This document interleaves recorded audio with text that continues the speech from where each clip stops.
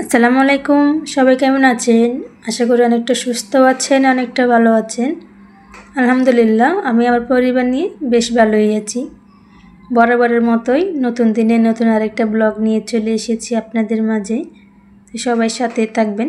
ভিডিওর কোনো অংশ আপনাদের সামান্য হলেও ভালো লেগে যেতে পারে। তো সামান্য ভালো লাগার জন্য ভিডিওটা দেখতে হবে, তাই সবাই একটু দেখতেই থাকুন। এটা হচ্ছে শুক্রবারের ভিডিও। আপনাদের ভাইয়া বাজারে গিয়েছিল, বাজার থেকে এসে সব বাজার নিজে থেকে বের করে নিল, কারণ আমি একটু অসুস্থ আছি, তাই আপনাদের ভাইয়া সব কিছু বের করে নিচ্ছিল। এমনকি শুক্রবারের রান্নাটাও করে দিয়েছে। তো আসলে স্বামী স্ত্রীর মধ্যে এটাই হচ্ছে মহব্বত। স্ত্রী অসুস্থতায় স্বামী কাজে সাহায্য করবে। আমরা হয়তো এটাকে অনেকে বলি বউয়ের আঁচল ধরা, আসলে কিন্তু এটা ঠিক না। তো আমাদের নবীর সুন্নতি পালন করে। তো যাই হোক, আমরা একসময় নিজেরাই বলতাম ছেলেরা কাজ করলে কেমন দেখা যায়, কিন্তু এখন নিজের বেলায় আসছে, তো তাই এখন সব কিছুই মনে হয় ঠিকঠাক। তো দেখেন কত সুন্দর করে সব কিছু বের করে নিয়েছে। এদিকে মাংস ধুয়ে নিয়েছে, মাংস দিয়ে এখন মাংস বসিয়ে দিবে, সেজন্য কড়াইতে নিয়ে নিচ্ছে, একই কড়াইতে বসাই দিবে। তো হাজব্যান্ড লেখাপড়া করছে, একলা ঢাকা শহরে থাকছে, সব কিছুতে সে পারদর্শী আছে। মাঝে মধ্যে রান্না বান্না করে খাইতো, এখন কাজে লাগতেছে। তো আজকে হাজব্যান্ড ভালো দেখে রান্না করে খাওয়াইলো, অসুস্থ থাকার পরও। যদি ভালো না হতো নিজেকে কষ্ট করে রান্না করে খেতে হতো আর কি। শুধু রান্না বান্না না, ঘরের কাজেও সাহায্য করে অনেক, যতটুকু পারে। আমার ছেলেকেও মাঝে মধ্যে গোসল করিয়ে দেয়। তো আপনারা সবাই আমাদের জন্য দোয়া করবেন, এভাবে যেন কাটাতে পারি আগামী দিনগুলো। মাংস রান্নার জন্য সব কিছু দিয়ে দিছে, যা যা মশলাপাতি লাগে দেখতেই পাচ্ছেন। মুখে আর কিছু বললাম না, তো এখন সুন্দর করে মাখিয়ে নিবে। আর মাখাতে মাখাতে আপনাদের ভাইয়ে বলতেছে যত মশলা মাখাবে এত কিন্তু মাংসের স্বাদ বাড়বে। তো আসলে নিজের রান্না খেতে খেতে একদম ভালো লাগতেছিল না, তো হাজব্যান্ড রান্না করতে একটু তৃপ্তি সহকারে ভাত খেয়েছিলাম। তো যারা যারা ভিডিও দেখতে দেখতে চলে এসেছেন সবাইকে জানাই অসংখ্য অসংখ্য ধন্যবাদ আমার সাথে এতক্ষণ থাকার জন্য। জানি না ভিডিওর এই পর্যন্ত এসে কে আছেন বা নাই, তো যারা যারা আছেন সবাইকে মন থেকে অনেক অনেক ভালোবাসা। তো আপনাদের ভাইয়া মাংস মাখাচ্ছে আর দুজনে মিনি গল্প করতেছি, তার ফাঁক দিয়ে আপনাদের ভাইয়াকে একটু ভিডিও করে নিলাম। তুলে কি করতাম।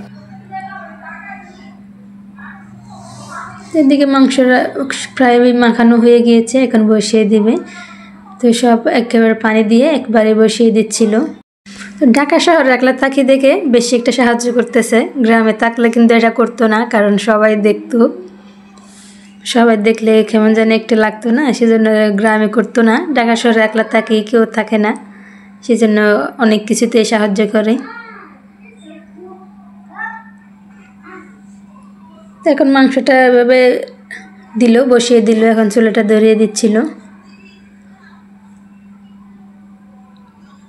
তো আজকে দুপুরে রান্না শুধু গরুর মাংস, এর বেশি কিছু না, কারণ ছেলে মানুষ রান্না করতেছে, এর থেকে বেশি কিছু রান্না করতে পারবে না। তাই যা করছে শুকরিয়া, আলহামদুলিল্লাহ।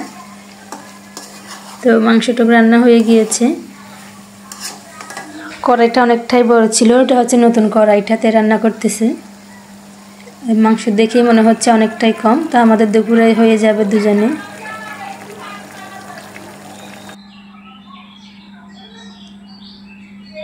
মাংসটুক হয়ে গিয়েছে, এই পর্যায়ে গ্যাস বন্ধ করে দিব। আপনাদের ভাইয়া সব কিছু দেখে শুনে রেখে চলে গিয়েছে, আমাকে বলছে তো দেখে নামিয়ে নিও। তো আমি একটু দেখতেছিলাম, তো এতটুকু জোর রাখছিলাম, একটু ঠান্ডা হয়ে গেলে কিন্তু আরও কমে যাবে জলটুক। তো বাবার বাড়ি থেকে শ্বশুর বাড়ির দূরত্ব অনেকটাই বেশি, তাই কেউ আসতেও পারে না, যেতেও পারে না হুটহাট করে। তো যদিও খারাপ লাগে, কেউ আসার নাই বা কেউ আসতেও চায় না দূর দেখে।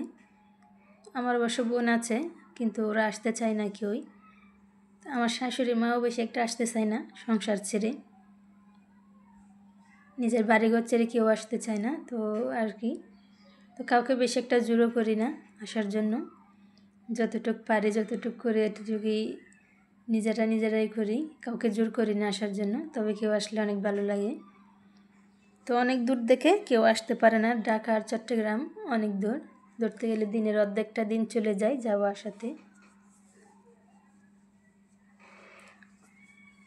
তো মাংস তো হয়ে গিয়েছে, এখন শসা আর লেবু কেটে নিব। তো শসাটা আমার অনেকটাই পছন্দের, শসা আনছে ঠিকই, খাওয়া হয়েছে শুধু 2টা, কেটে দিয়েছিলাম, আর বাকি সবগুলো আমি এমনি খেয়ে নিয়েছি।